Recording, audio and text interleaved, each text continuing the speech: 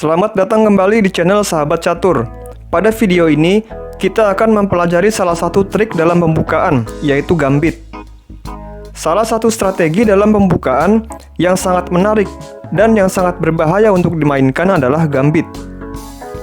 Gambit adalah langkah pembukaan dengan mengorbankan material yang bertujuan untuk mempercepat tempo dalam perkembangan buah-buah yang lainnya, sehingga lebih cepat siap dalam melakukan serangan. Pemain yang melakukan gambit sering mengorbankan satu atau dua pionnya, atau bahkan lebih dari itu, atau bahkan mengorbankan perwiranya untuk membuka jalur serangan dan mempercepat tempo perkembangan buah-buahnya. Memainkan gambit dalam pembukaan sama halnya dengan berjudi atau taruhan. Jika berhasil, untungnya besar, dan jika gagal, kerugiannya pun juga besar. Saat bermain gambit, jika serangan yang dihasilkan berhasil, maka akan bisa menang dengan cepat. Tetapi jika gambitnya gagal, karena lawan sudah tahu trik dalam menghadapinya, maka posisi kita akan menjadi lebih buruk. Mari kita lihat contoh gambit dalam pembukaan. Setelah E4, E5, dan F4, pembukaan ini dikenal dengan nama gambit raja. Putih mengorbankan pion F4-nya untuk dimakan dengan tujuan mengambil alih petak pusat dengan pion D4. Putih juga diuntungkan dengan tidak adanya pion putih di lajur F, sehingga nantinya putih bisa menyerang lewat lajur F dengan benteng dan menterinya. Gambit raja ini adalah pembukaan yang berisiko tinggi, bukan hanya karena putih mengorbankan pionnya, tetapi juga karena putih terbuka sekali pertahanannya lewat diagonal E1H4. Setelah mengambil pion F4, hitam berencana memainkan menteri H4 skak, sehingga putih biasanya di sini memainkan kuda F3 untuk mengembangkan perwiranya dan menjaga petak H4 dari menteri hitam. Rencana putih adalah menyerang hitam secepat mungkin sebelum hitam membangun pertahanannya menjadi lebih kokoh. Jika putih berhasil, putih akan menang dengan cepat, tetapi jika putih gagal, hitam akan unggul material. Posisi rajanya akan lebih aman dan sangat nyaman dengan posisi yang lebih solid.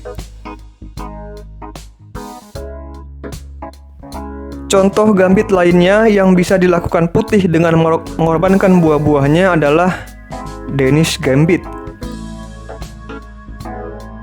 Dimulai dari E4, E5, D4, setelah E makan D4, putih menawarkan pion yang lainnya yaitu C3. Setelah D makan C3, putih mengembangkan gajahnya ke C4 dan mengorbankan lagi pion yang lainnya. Setelah C makan B2, putih telah mengorbankan dua pionnya untuk membuka diagonal A1H8 dan mempunyai sepasang gajah yang akan mengarah ke petak-petak pertahanan raja hitam. Pion E4 putih juga berada di posisi yang bagus untuk mengontrol pusat, sehingga hitam harus sangat berhati-hati karena buah hitam belum ada satupun yang berkembang. Karena hitam sangat jauh sekali tertinggal dalam perkembangan buahnya, maka ide terbaik bagi hitam adalah mengorbankan balik satu pionnya, yaitu dengan pion D5. Langkah ini membuka diagonal gajah petak terang hitam dan secara bersamaan menyerang gajah C4 putih, di mana jika gajah mengambil pion D5 nantinya akan diserang lagi dengan kuda F6. Cara ini akan membantu hitam untuk mengejar ketertinggalan perkembangan buahnya. Jadi harus diingat ketika kita menemui lawan yang memainkan gambit dengan mengorbankan buah-buahnya seperti Danish Gambit ini, maka kita harus mengejar tempo untuk perkembangan buah kita dan memperlambat serangan lawan dengan mengorbankan balik buah kita. Kembali ke atas papan, karena memakan pion D5 dengan menggunakan pion D4 akan menutup diagonal gajah petak terang putih, dan jika memakan dengan menteri akan terjadi pertukaran menteri yang nantinya akan mengurangi ketajaman serangan bagi putih. Maka langkah terbaik putih di sini adalah memakan pion dengan gajah. Dan setelah kuda F6, perwira pertama hitam telah berkembang. Tetapi kita lihat di sini Raja Hitam mengalami kelebihan beban dalam menjaga petak F7 dan menjaga menterinya. karena putih bisa memainkan taktik gajah makan F7 skak. Inilah kenapa gambit merupakan pembukaan yang sangat berbahaya. Ketika pihak yang melakukan gambit perwira-perwiranya sudah lebih dulu berkembang, maka akan ada banyak taktik yang dapat dimainkan.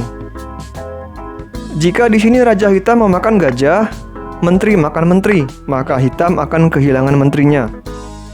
Tetapi apakah di sini kalian melihat bahwa menteri putih berada segaris dengan benteng hitam? Dapatkah kalian menemukan langkah taktikal hitam untuk melakukan discovered attack untuk mengambil kembali menteri putih? Yaitu gajah B4 skak dan membuka ancaman benteng hitam terhadap menteri putih.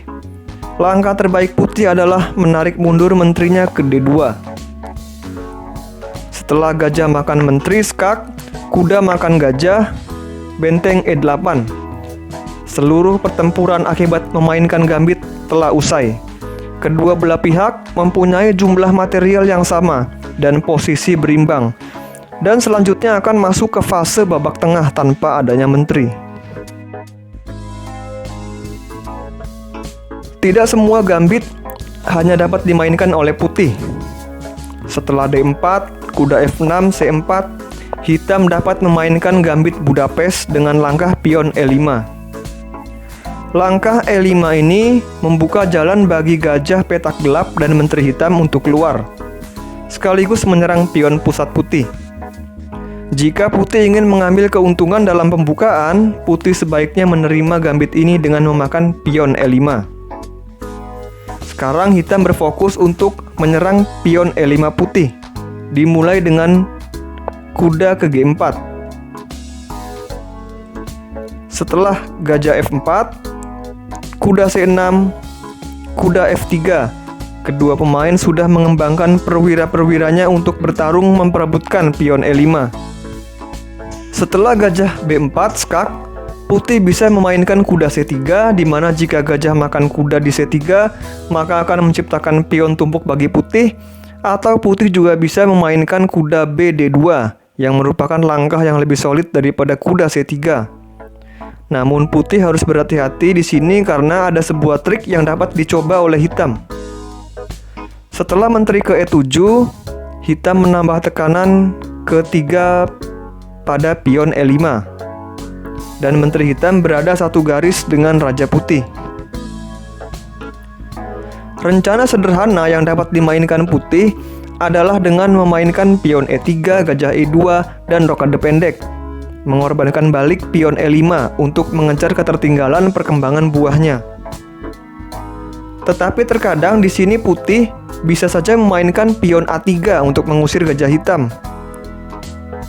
Namun hitam mempunyai jawaban yang mengejutkan dengan kuda G makan E5, mengabaikan ancaman pion putih pada gajah B4 hitam. Jika putih tidak teliti dengan memainkan pion makan gajah, hitam akan langsung menang hanya dalam satu langkah saja. Dapatkah kalian menemukan langkahnya? Yaitu dengan kuda ke D3. Pion di E2 tidak dapat memakan kuda karena dipin oleh menteri. Dan skakmat dan kemenangan untuk hitam. Kita telah mempelajari pengertian, konsep dasar, dan beberapa contoh dari gambit. Namun untuk memperluas pengetahuan teman-teman dalam memainkan gambit, teman-teman dapat mempelajari melalui video-video yang membahas jenis pembukaan gambit secara lebih mendalam lagi. Sekian pembahasan pada video ini, semoga bermanfaat.